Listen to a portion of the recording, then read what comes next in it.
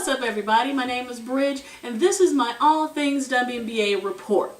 Now, the WNBA season is finally here, and boy, has it started with a bang. You've got the Shock having 2 overtime games, Brittany Griner dunking in her first WNBA game. Not once, but twice.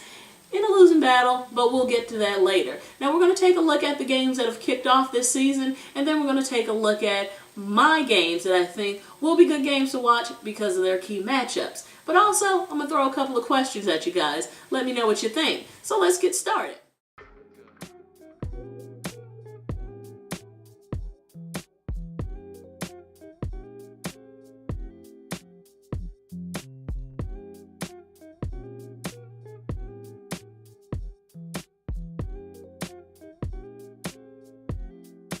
Seattle at Los Angeles.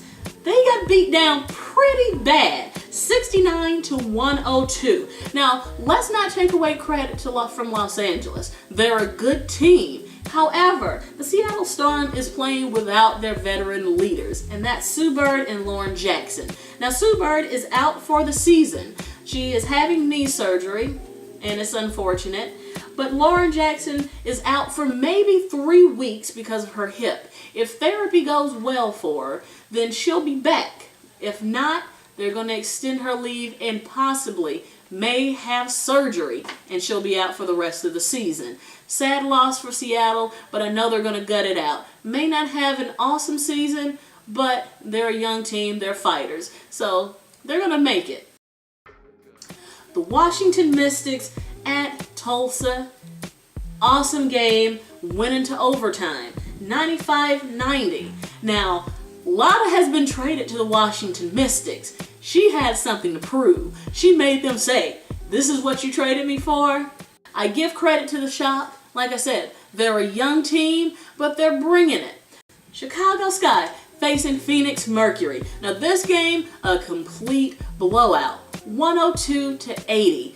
Now, Brittany Griner, still learning the game, still trying to catch up with the speed of the game. Not drinking my haterade, I'm going to give her props. She had 2 dunks in this contest. One of them, okay. The other one, very good. And we're going to see more of that as the season continues. But she's still catching up in the game, trying to catch the speed of the game. So, let's wait and see what it looks like. But my Rookie of the Year, I'm giving it to Della Dunn already. She had 22 points in this contest. Epiphany Prince, 26 points in this game. And they had 2 other players in double figures.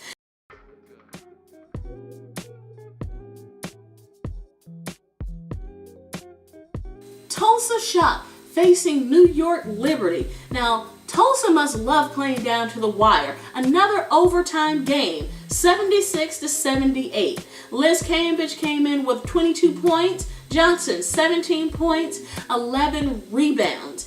Carson, 18 points. Pondexter, 13 points. Like I said before, Shock, a young team, they're going to bring it. Now, they're going to have their ups and downs. They're still trying to find themselves and mesh as a team. And they're using Skylar Diggins as their floor leader. So, a rookie leading the team is going to take some time and adjustment. But they're going to get there.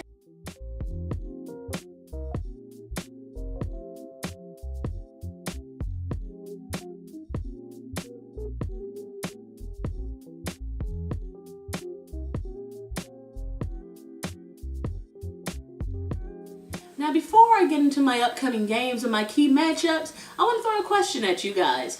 How well do you think the Seattle Storm is going to play without their veteran leaders, Sue Bird and Lauren Jackson? Sue Bird, out for the season, knee surgery. Lauren Jackson is out for 3 weeks because of her hip. Now, if the recovery goes well, she'll be back on the team. If the recovery doesn't go well, she may have to have surgery, and she's out for the season. So how well do you think they're going to play this year, and what do you think their record's going to be? Hit me up, let me know your thoughts. Mine, I think they're going to struggle because they don't have their veteran leaders. That's why they're veterans. They've played the game long enough. You have your rookies and those who play under them looking up to them. Without having your veteran leader, your general on the court, Sue Bird, who's going to take that mantle? Now, she's a heck of a player. Heck of a player. She's got medals under her belt from the Olympics. You can't take that away. Veteran leadership is key. So how well do you think they're going to play? I'm going to give them a record probably of maybe 10 wins. So, we'll see. But let me know what you think. Hit me up. Now here's a look at my upcoming games. Now the reason I chose these upcoming games is because of the matchups. So let's take a look. Tulsa at Chicago. My key matchup, Renika Hodges versus Epiphany Prince. Can Renika guard Epiphany? Epiphany is a monster on the court. She is a scorer. She is a floor general. Can she guard her? Epiphany has speed. She can shoot the rock at the three. She can take you into the hole. So, let's try to see what that game's going to look like. Can Renika guard Epiphany? Phoenix at Indiana. My key matchup, Candace Dupree versus Tamika Catchings. Now, this is going to be a battle of speed and strength. Both of them can handle the rock. Now, Tamika, she's a veteran. Now, don't get me wrong. Candace is a veteran too. But Tamika has a ring to prove it. Up next, Washington at Connecticut. My key matchup, Ivory Latta versus Carol Lawson. Battle of point guards. Now, these players, both hell of a point guard, but can they guard each other? Who will prevail as being the best? Atlanta at New York. My key matchup, Tiffany Hayes versus Cappie Pondexter. The matchup here, speed versus defense. Both very fast, both very good defensive players. So, the question is, who will prevail? I think Cappie will probably prevail. Los Angeles at Phoenix. My matchup, Candace Parker versus Brittany Griner. Battle of the centers.